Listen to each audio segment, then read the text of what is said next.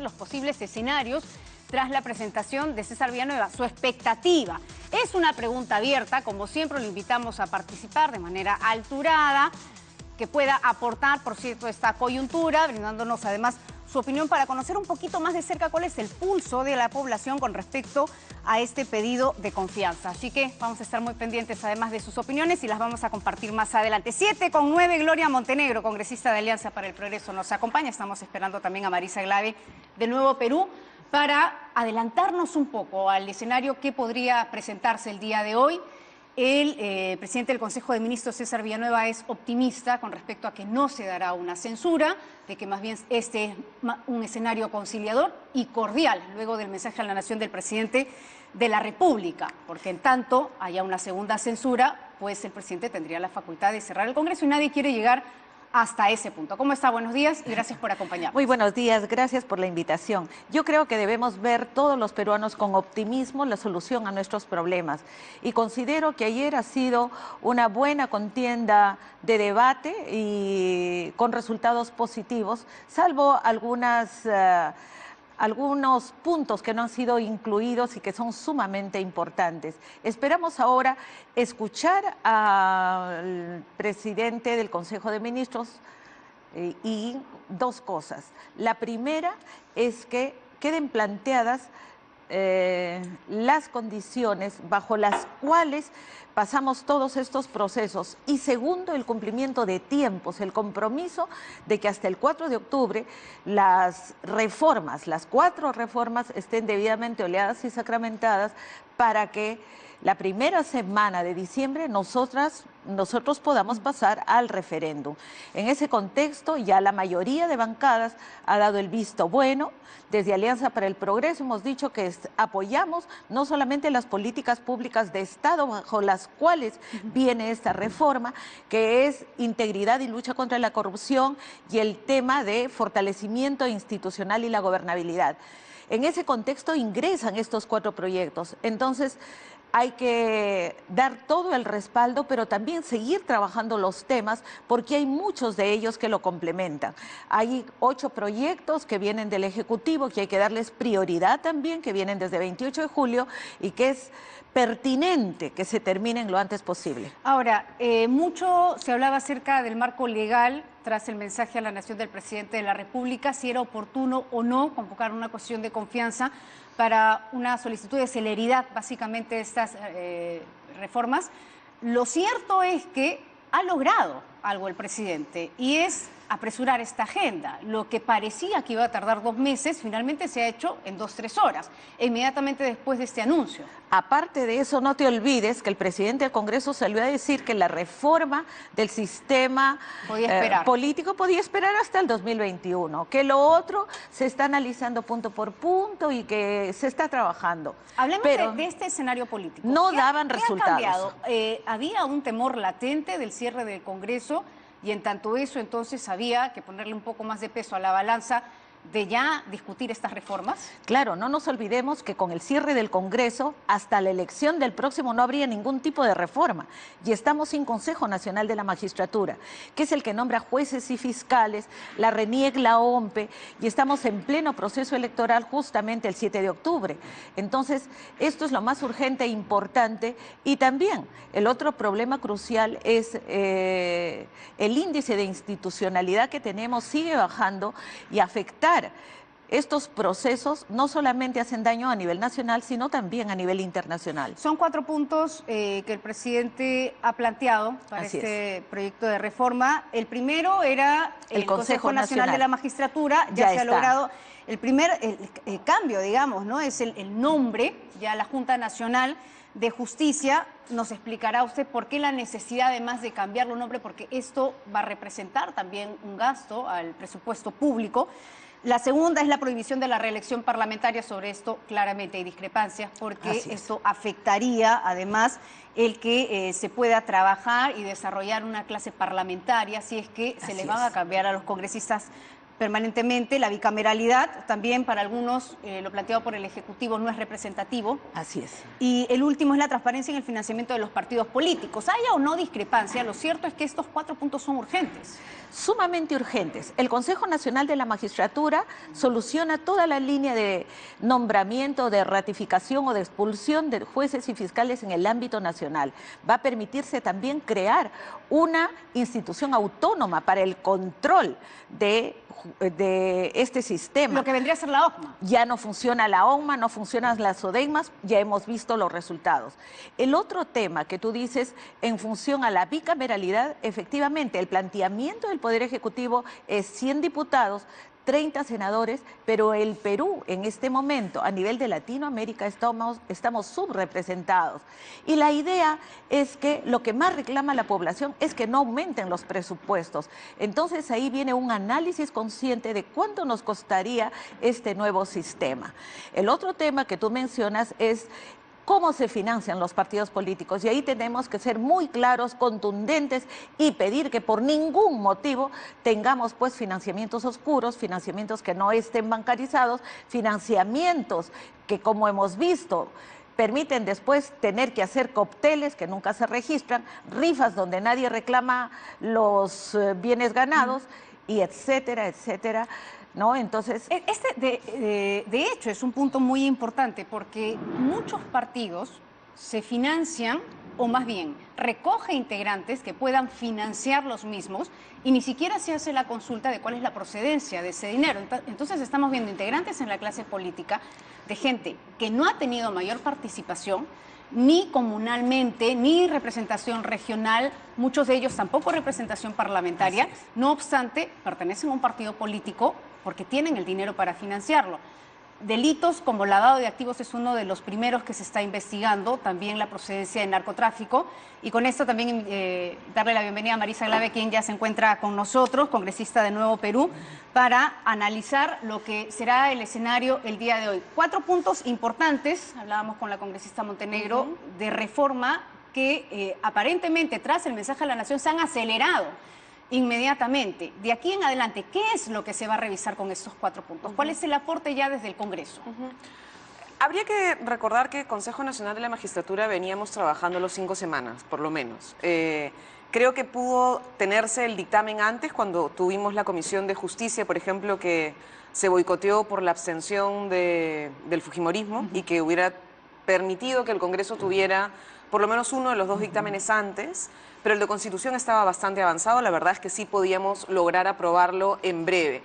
El problema eran los otros 3 y la necesidad de asociar la reforma judicial, que creo que está avanzando, la parte del CNM ya la aprobamos, pero una cosa que decía Gloria y que le escuchaba cuando intentábamos entrar sin que se diera cuenta en la televisión, es que la reforma justicia viene acompañada con otras 2 normas que no irán a referéndum porque no son votación constitucional, exactamente, que son la modificación de OCMA y del órgano de control interno del Ministerio Público, y es la creación de 2 autoridades de integridad que van a permitir sacar el proceso de administración de justicia interior, de sancionador interno del Poder Judicial del Ministerio Público, y no va a estar a cargo de un juez o de un fiscal que, como ayer varios repetían, pues ocurre lo mismo que en el Parlamento. Porque eres juez y parte. Porque eres juez y parte. Así es, así Entonces, esos 2 proyectos van a, creo, aliviar, y por ese lado tenemos judicial. Pero falta el tema de la reforma política.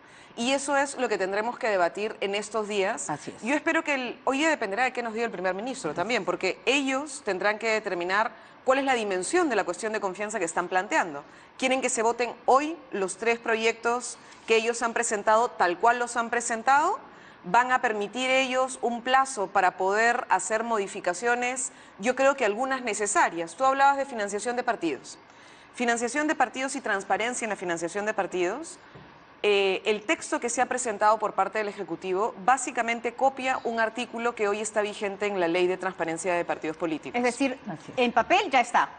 Está en ley. Entonces lo que va a hacer es constitucionalizar. ¿Eso qué quiere decir? Que pues por otra ley no lo puedes simplemente modificar, sino que se vuelve, si quieres, le eleva de rango, le da un rango constitucional al hecho de tener que transparentar la financiación. Pero para el Nuevo Perú, y nosotros lo hemos dicho con sinceridad y con fraternidad al presidente, esto es insuficiente, porque lo que se necesita es avanzar hacia la penalización, es decir, volver delito el no presentar la información financiera. Y creemos que a la reforma que ha hecho el presidente se le podría añadir una línea que diga no hacerlo acarrea responsabilidades penales, y eso obliga a que aprobemos la ley luego en el Parlamento. ¿Cómo cambia eso la figura? Pues la verdad no mucho, porque la propuesta de ley del presidente es una modificación de un artículo sobre organizaciones políticas donde dice tienen que presentar informes periódicos y no pueden recibir dinero XY. Entonces eso ya está en la ley. Habría que añadir solamente una línea que diga no hacerlo acarrea responsabilidades civiles y penales, y eso ya mandata a que por ley tú lo tengas que desarrollar y podríamos avanzar en la penalización. Una sanción. Por ejemplo, vayamos al hecho de que este tema ya ha sido aprobado. Eso quiere decir que habrá sanción directamente en el partido político, porque lo que ahora ocurre es que cuando se identifica alguna irregularidad en el financiamiento, se investiga a la persona de donde aparentemente vendría el dinero. Eso lo que requiere es que luego tengas una ley de desarrollo. Recordemos que la Constitución no puede ser extremadamente reglamentariza. Yo no puedo colocar el código de sanciones dentro de la Constitución. Pero el hecho de señalar que acarrea responsabilidad penal permite, por ejemplo, que no pase lo que está pasando hoy. De hecho, ya la Junta de Fiscales Supremos y los fiscales superiores provinciales han pedido al Congreso de la República que tipifiquemos el tema y que no quede solamente como lavado de activos, que es lo que están haciendo ahora. El otro punto... Sí. Un paréntesis ahí. Karina, eso permitiría que estos aportes que ha hecho Odebrecht a los diferentes partidos políticos sean ahora penalizados, sancionados. Sin tener que averiguar si es que hay lavado. ¿Por qué? Porque nos estamos perdiendo en juicios que nos quitan tiempo, dinero y no se sanciona a nadie. Entonces, todo este tema de la plata recibida por el APRA, por Fuerza Popular, por PPK, por los otros partidos políticos, si tuviera penalización, ya estaría el tema solucionado. Entonces hay que penalizar los aportes oscuros a los partidos políticos, que es algo fundamental. Y que ya está avanzado en Constitución y no sé por qué se frenó, Así sinceramente, porque ya teníamos ¿No hasta sabe por qué o sabe por qué? Bueno, hay una mayoría un montón en el Congreso de temas ahí bloqueados. En la discusión que tuvimos en la Comisión de Constitución cuando recién inició esta legislatura, la congresista Bartra planteó un plan de trabajo, y en el plan de trabajo se aceptó incluir el eje anticorrupción, donde tendría que incluirse la penalización de la no presentación de dinero de los partidos políticos, y también dos proyectos, uno de mi autoría, que es para que los congresistas, el presidente y los electos no tengamos secreto bancario. Porque hoy parte de los problemas, si tú ves uno de los límites que hubo en el caso de Joaquín Ramírez, es que demoraron horas en levantarle el secreto bancario. Bueno, los congresistas no deberíamos tener secreto bancario. Y esa es una posición que nosotros estamos planteando. Es decir, muy bien iniciar la función pública, se levanta el secreto bancario, digamos, ese privilegio. Exactamente. Y se transparenta el ingreso de dinero a sus cuentas. Y creo que así sería simplemente una obligatoriedad, como lo que debatimos ayer en Constitución. Complemento algo que está tocando Maritza. Presenté un proyecto hace más de un año en donde todos los congresistas y la gente del Ejecutivo, los asesores, tengan la obligación de presentar declaración jurada de intereses.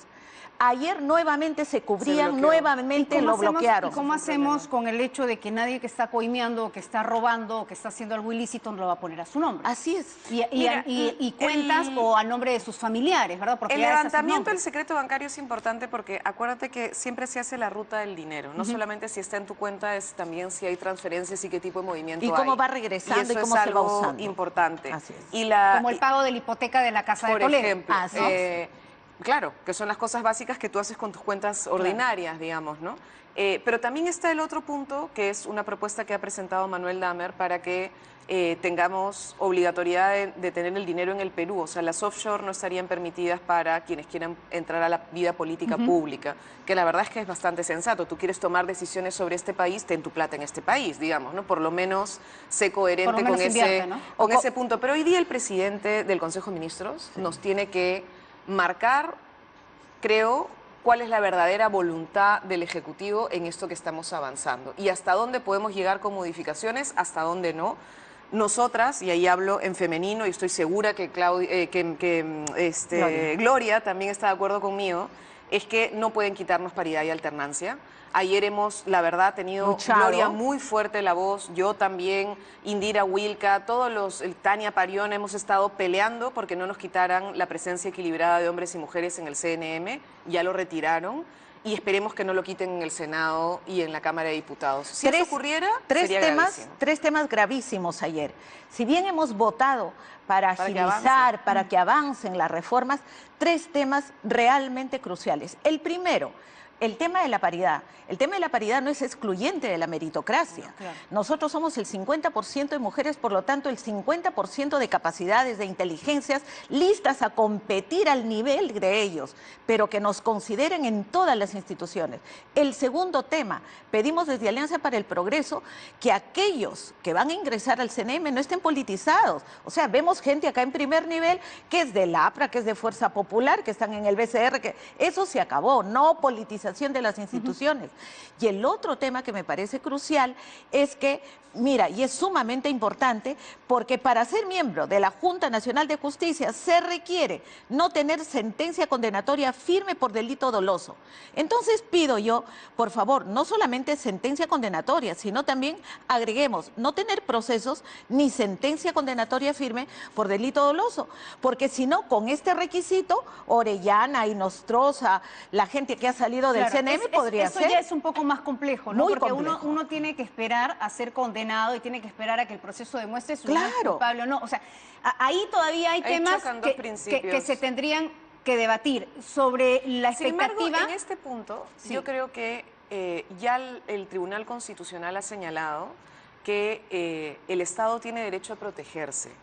De hecho, esa es la razón por la cual se permite, por ejemplo, limitar los derechos civiles a personas que, habiendo cumplido la pena privativa de libertad, ya en teoría deben recuperar sus derechos y nosotros hemos tomado decisiones de no permitirles. Por ejemplo, sentenciados por corrupción, Claro. no les permitimos, a pesar de que cumplieron ya el tiempo que tenían que estar en la cárcel, no les permitimos entrar a la administración pública. Sentenciados por terrorismo, tampoco les permitimos entrar a la administración pública. ¿Por qué? Porque lo que tú haces es adelantar la primera barrera de defensa del Estado. Y el tribunal ya le dio la razón al Congreso en ese Y sentido. ese ha sido un gran avance, además. Creo que Claro, sí, porque de alguna claro. manera es una manera de mandar un mensaje a la sociedad que dice, mira, sí es importante que tengamos un sistema penal que rehabilite. Sí, porque si no, ¿para qué metes a la cárcel a la gente? Claro. Le estás quitando la... No sé quién Pero ha ido a esto es cárcel. una pero advertencia es para el durísimo. sistema público. Pero es fundamental que recuperen la vida, por supuesto, pero tienes que proteger y poner una barrera de protección anticipada. Así es. Les Y quiero eso es lo que está plantear, planteando Y ambas- Aurora. tienes 500 lugares donde puedan Sí, trabajar. claro. Sí. Pero si tú miras el sistema tal cual está ahorita, y Nostroza podía presentarse. Por eso es que Nostroza sale por todos los canales diciendo que es intachable, Bueno, que nadie lo puede el tocar. caso de Nostroza es para estudio. Es para terrible. estudio. Sí. Francamente, El primero congresista- por la dilatación en retirarle todos sus privilegios, segundo por la cantidad de veces que ha respondido y ha dicho esta boca no es mía, yo no supe, yo no conocí, yo no Así dije, yo no es, estuve ahí, me están así es. imitando. Así Faltaba que Sí, dijera el poco señor más que Inostroza. Que no es Inostroza. Y la verdad es que uno siente la impunidad en la cara cada Así vez es, que lo así escucha. Les quiero plantear el contexto de hoy porque la primera discrepancia que se presentaba tras el mensaje de la Nación era si el presidente Vizcarra había empleado el mecanismo no adecuado para acelerar estos proyectos, porque cada poder es autónomo y el Congreso tiene que debatirlo. Esto no quiere decir que si es que se le aprueba la cuestión de confianza, los proyectos pasan por un tubo y ya avanzaron. No, todavía tienen que debatirse. Y se le hace esta misma consulta a César Villanueva. Le pregunta, ¿la aprobación de la cuestión de confianza implicará que el gobierno también determine inmediatamente una aprobación automática de los 4 proyectos enviados? Él dice no. Este es un pedido de confianza con compromiso de plazos de aprobación y de definición sobre la fecha en la cual se pueda realizar el referéndum. Este es necesario para darle legitimidad a las reformas. ¿Cómo se va a plantear esta figura? Porque hoy es la exposición de César Villanueva, luego se dará un debate y luego una votación. ¿En el debate se van a plantear los plazos? ¿Cómo es que se va a determinar finalmente o se va a desarrollar esta figura? Bueno, a ver, yo creo que hay, diría por lo menos 2 opciones. Una opción es que sea en los términos exactos en los que se dirigió la carta, que es que han pasado más de 40 días de la presentación de 4 iniciativas legislativas que desde la perspectiva del Ejecutivo están totalmente vinculadas a la política de lucha contra la corrupción. ¿Por qué? Porque para luchar contra la corrupción hay que reformar el sistema de justicia y hay que reformar el sistema de representación política porque también está amarrado por una mafia. Entonces, plantea esto como línea de política en su discurso presidencial, en su primera presentación adicional en el Parlamento, y cuando se presentó el ministro Villanueva, esa línea política estuvo presente. Por lo tanto, no aprobar los proyectos sería bloquear una política y eso es lo que está entendido formalmente en el texto. Entonces, eso te llevaría o a, uno, plantear, se tienen que aprobar ya, y mi cuestión de confianza es exigir que se voten. Yo creo que ese camino sería riesgoso, porque por lo menos el tema de bicameralidad merece un poquito más de reflexión. Porque sí creo que tenemos que volver a bicameralidad, Karina. O sea, el Perú tiene que coger esta posibilidad y hacerlo bien. ¿Y qué no convence? ¿La representación? El artículo 90 es un artículo que creo que se ha escrito con mucha rapidez y ahí tú vas a determinar, mira, en la descentralización se cometió un error enorme. El gobierno de Toledo cometió un error muy grande en acelerar reforma constitucional, ley de bases de descentralización y ley orgánica de gobiernos regionales para crear un subnivel de gobierno que era fundamental, pero no lo hicieron bien. Y hoy estamos pagando las consecuencias de un diseño de representación mal hecho. Hoy tenemos que definir un diseño de representación. 30 senadores, ¿cómo los vas a repartir? ¿Por lo menos uno por región? Porque si no, hay territorios que no tendrían senado. ¿Cuál es la propuesta? La propuesta, por lo menos para que no sea una cosa acelerada y rápida, al menos la propuesta que tiene el Nuevo Perú, es poner en desarrollo de ley orgánica el número de senadores y congresistas y el método de elección, y más bien en la reforma que se va a presentar solamente las funciones de la Cámara de Senadores y la Cámara de Diputados, y colocar un artículo que señale que por porcentaje no va a variar el costo del Parlamento. ¿Por qué? Porque eso es lo que creo que le preocupa a la gente. Sí, la gente, es. si tiene 200 personas trabajando en lugar de 130, no le va a molestar. Lo que le molesta es que cueste más. Es que aumente y el entonces presupuesto, se pueden o reducir los sueldos de los congresistas, que se puede, o se puede cortar el número de asesores, que se puede, y reestructurar las cámaras de manera tal que tengamos un número de representación que sirva a la gente sin que cueste más plata. Antes que nos gane el tiempo, congresista En Montenegro. en ese mismo sentido, la región La Libertad tiene 2 millones de habitantes, uno Trujillo y todo lo demás que integra nuestra región, otro 1 millón de habitantes. En Moquegua tenemos la cuarta parte o menos. En otras zonas del país la población no llega a 500.000. Entonces, el nivel de representación tiene que ser congruente con la población y los requerimientos que tienen. Por otro lado, coincido plenamente con Marisa cuando dice, el pueblo no quiere mayores gastos para el país. Por lo tanto, con el mismo presupuesto podemos mejorar el nivel de representatividad, sí podemos hacerlo. Y acá lo fundamental es que dentro de las dos políticas públicas de Estado, que es integridad y lucha contra la corrupción, y la otra política, que es el fortalecimiento institucional y la gobernabilidad, integremos no solamente estas 4 reformas, sino todas las que tuvieran que venir para poder alinear un nuevo, un verdadero cambio que el país requiere en estos momentos. Pregunta final. Ayer se anunciaba esta reunión de los portavoces de los partidos políticos, claramente para un poco adelantarnos al escenario del día, al escenario del día de hoy. Y se informó que, a excepción del APRA y de Fuerza Popular, el resto de los partidos políticos estaban de acuerdo en otorgarle la cuestión de confianza al gabinete del señor Villanueva, antes incluso de su exposición. Estas dos bancadas están esperando la exposición, la sustentación del señor Villanueva para darle su voto de confianza. ¿Es tal cual así o se va a esperar realmente toda esta sustentación, la explicación, los plazos, incluso las condiciones para tomar una decisión, Marisa Glave? Me da la impresión que el partido aprista, con el comunicado que ha sacado, están dando la confianza, en el sentido de que han dicho que sí están de acuerdo con el referéndum y que tienen que apoyar la celeridad para que estos 4 puntos vayan. Ojalá que esa interpretación sea la que gane hoy. Ayer Verónica Mendoza, la presidenta de mi partido, hizo una rueda de prensa con la Comisión Política planteando claramente que para el Nuevo Perú el referéndum va y que nosotros queremos apoyar el referéndum, pero que sí le decimos al presidente que es insuficiente, son parches, que necesitamos cambiar la Constitución. Ojalá eso se pueda hacer pronto. Y en ese sentido, Alianza para el Progreso ha dicho desde un inicio la importancia de las reformas y el referéndum.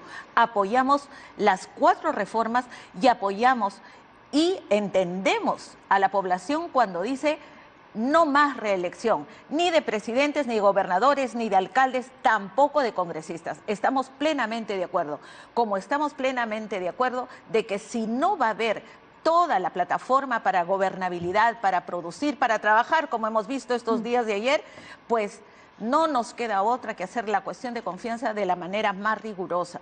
Entendamos y comprendamos que ese trabajo que hemos visto ayer y anteayer debe ser un trabajo constante, permanente, hasta el cierre de nuestra gestión. No solamente cuando se trabaja bajo presión, porque es nuestro deber y nuestra obligación trabajar así de manera constante todos los días que tenemos de congresistas. Muy bien, muchas gracias a las dos. Es Marisa Glave y Gloria Montenegro, ambas hablando Karina. de lo que será el escenario en breve, nada más a las 9 de la mañana. Datos a corregir, es Acción Popular, por cierto, el que hubo ahí un pronunciamiento con respecto a esperar a la sustentación de César Villanueva. Gracias por habernos acompañado. Karina. Son las 7:33, hacemos una pausa, regresamos con más.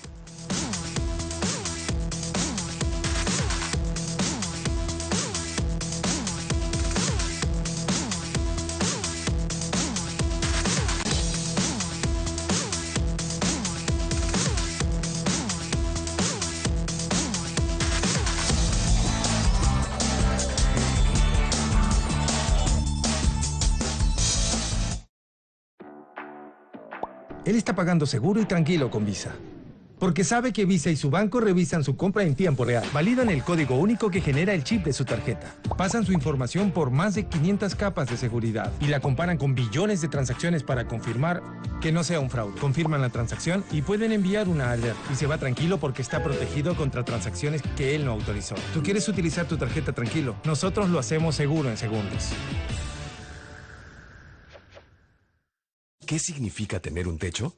Un techo significa comodidad. Un techo es donde puedo aprender. Para mí un techo es mi trabajo. En Onduline sabemos lo que realmente significa un techo para ti. Por eso, mejoramos día a día para que tú y tu familia tengan lo mejor. Onduline.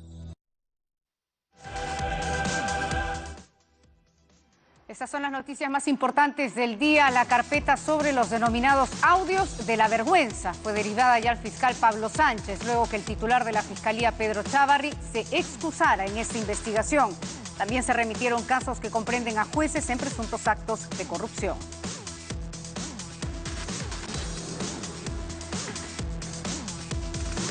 El Ministerio Público abrió investigación al hijo del pastor evangélico Alberto Santana, esto tras la difusión de videos donde presuntamente incita a la violencia contra la mujer. La llovizna que cayó durante esta madrugada provocó el choque entre dos vehículos en Los Olivos. Producto de este accidente, 2 personas resultaron heridas, mientras que uno de los autos terminó volcado.